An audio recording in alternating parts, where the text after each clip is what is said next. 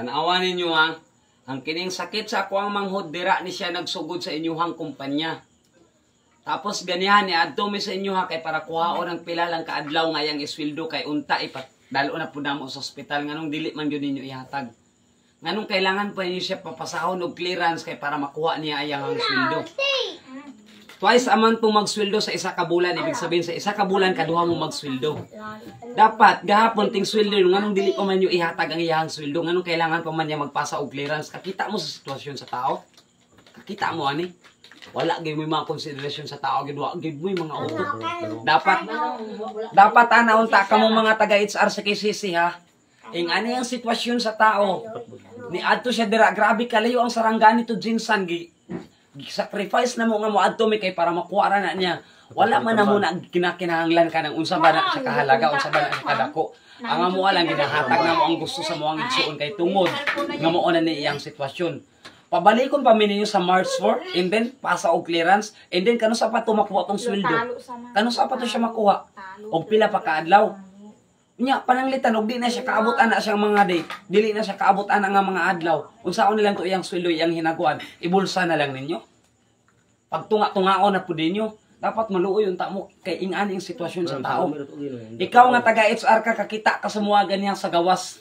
Nga na kami dito naglingkod, may kakita ka sa sitwasyon sa kuang manghod. Pero wala gid kay konsiderasyon sa tao. Dapat sa imo mag-resign unta ka, bugok ka, wala kay utak. Wala kay utak, wa ka pa kay kasing-kasing. Unta kung nakaigsuon nga maing-ani unta kay para ma-feel nimo og unsa ka sakit. Wa gyud kay buot nga pagka-HR. Sir Rapitol po, sana po ito pong aming video, sana po inyo pong mapansin. Sana po makita nyo po. Ito na po yung sitwasyon po ng aking kapatid. Hinimatay po ito doon sa isang mall dito sa Jinsan. Doon po ito hinimatay. Doon po ito nag-umpisa. Kaya na po nagkaganito na po yung sakit niya. Ni po isang gamot, ni isang tableta, ni isang paracetamol. Wala pong binigay po sa kanya. Basta na lang po na pinauwi ni kahit isang gamot, wala pong binigay sa kanya. Pagkatapos po kanina po, bumalik kami doon sa mall kasi po sabi po sa akin ng kapatid ko, binubulong-bulungan niya ako, hindi na po maano yung bungangan niya. Binubulong-bulungan niya po ako kahapon pa. Nakukuhanin niya daw yung sahod niya kasi sahod daw po nila kahapon. Ngayon sabi ko, wala pa tayong pera, wala po tayong sasakyan. Sabi ko bukas na lang. Eh ngayon po may isang driver na naawa po sa amin, pinasakay kami papunta doon sa mall. Nakukuhanin sana yung sahod niya. Ni pisong duling wala pong inabot sa kanya. Wala pong pakialam ang mga HR nila. Yung guard po nila, ayaw po akong papasukin doon po mismo sa HR nila. Ayaw po magkaharap kami ng HR nila. Ang sa akin lang po, kukuhanin ko lang po yung pinaghirapan po ng kapatid ko para po ipapangpagamot po namin sa kanya. Pambili po ng gamot niya kasi walang-wala po kami. Nakikita niyo po yung sitwasyon namin. Parehas po kaming walang-wala. May pamilya din po ako.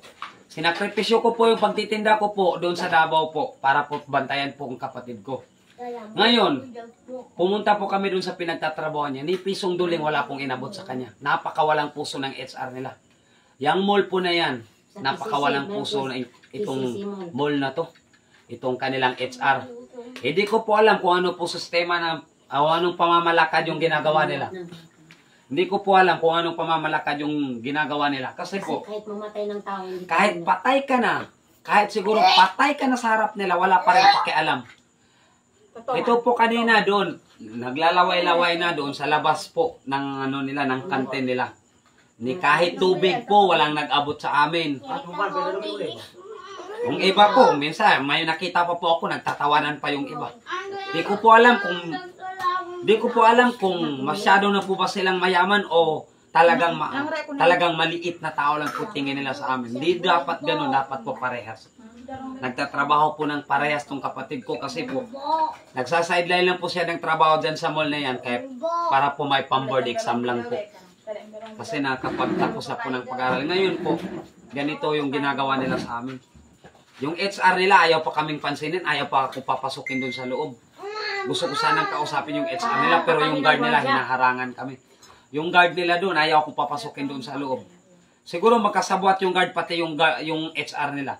Kasi alam nilang may sakit na yung kapatid ko, ayaw ibigay yung sahod. Pababalikin pa siguro sa March 14, ay paano? Pag di naabutin ng March 14 to, edi ibig sabihin, yung sahod ng kapatid ko, kasi hindi naman namin makukuha yun, sila nang hahawak doon, edi paghati-hatiin na po nila yun. Yun po siguro ang ibig nilang sabihin, kaya ayaw kong papasukin doon sa loob.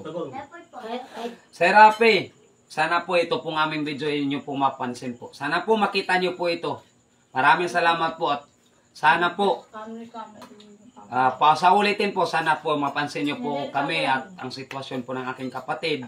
Wala na po kaming ama, may nanay po kami pero walang-wala rin po. Matanda na po yung aming pong mga magulang. Sana po makita nyo po ang aming sitwasyon. Maraming salamat po, Sir Rafi Tulfo.